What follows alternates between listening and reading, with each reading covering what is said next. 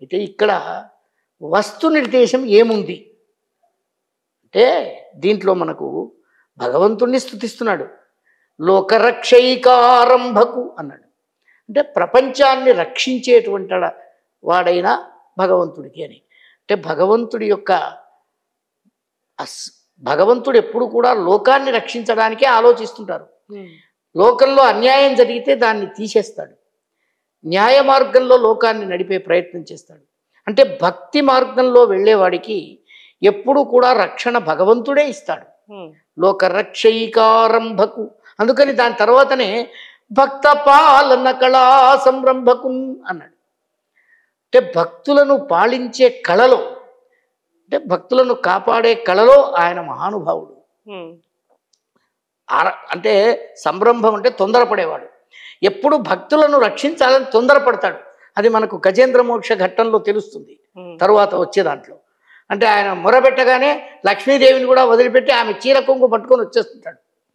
అంత వేగం ఉంటుంది భగవంతుడికి భక్తుల్ని రక్షించడంలో. ఆ సూచన ఉంది ఇక్కడ. భక్త పాలన కళా సంరంభకు అన్నాడు.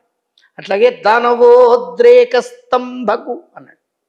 దానవుల యొక్క దుర్గర్వాన్ని, ఉద్రేకాన్ని, కోపాన్ని, ఆవేశాన్ని, అన్యాయాన్ని అన్నింటినీ కూడా స్తంభింపజేస్తాడు.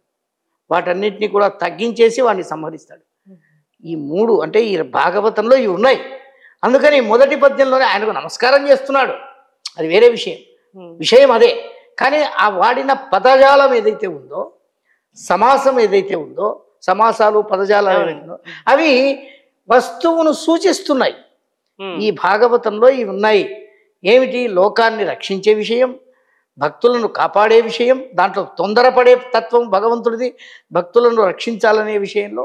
అట్లాగే దానవులను అంటే దుర్మార్గాలు చేసేటువంటి రాక్షస జాతిని నాశనం చేయాలి.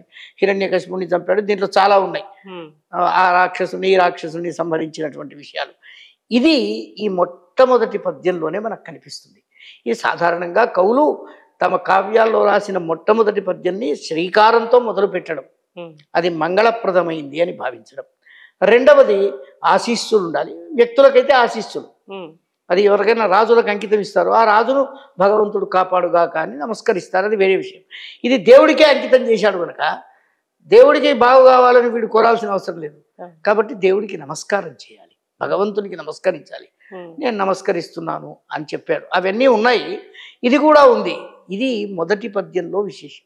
సరే, దీంట్లో ఒక చమత్కారమైన పదం వాడాడు. మనం ఇంతకుముందు అనుకున్నాం డింభకుడు అంటే పసివాడు అని. ఈ డింభకుడు అనే పదం పోతన్నకు చాలా ఇష్టం. భాగవతంలో చాలా చోట్ల వాడాడు, వస్తాయి మనకు భవిష్యత్తులో. అయితే ఇక్కడ ఒక పదం వాడాడు, మహానందాంగనా డింభకుడు అని. అంటే నందుడి యొక్క భార్య అయిన యశోద దగ్గర పసివాడు అని. ఈ మహానందాంగనా డింభకుడు ఎందుకనాలి? ఉట్టి నందాంగనా డింభకుడు అనొచ్చు కదా. దీన్ని విడదీస్తే మహా ఆనంద అంటే కావ్యం చదివితే దాని లక్ష్యం ఆనందం కావాలి. మహా ఆనందం కలిగేటువంటి ఒక మహాకావ్యాన్ని మీకు అందిస్తున్నాను అని చెప్పకనే చెప్పాడు. అక్కడ చెప్పింది అది కాదు, కానీ అది ఉండి దాన్ని ధ్వని అంటారు.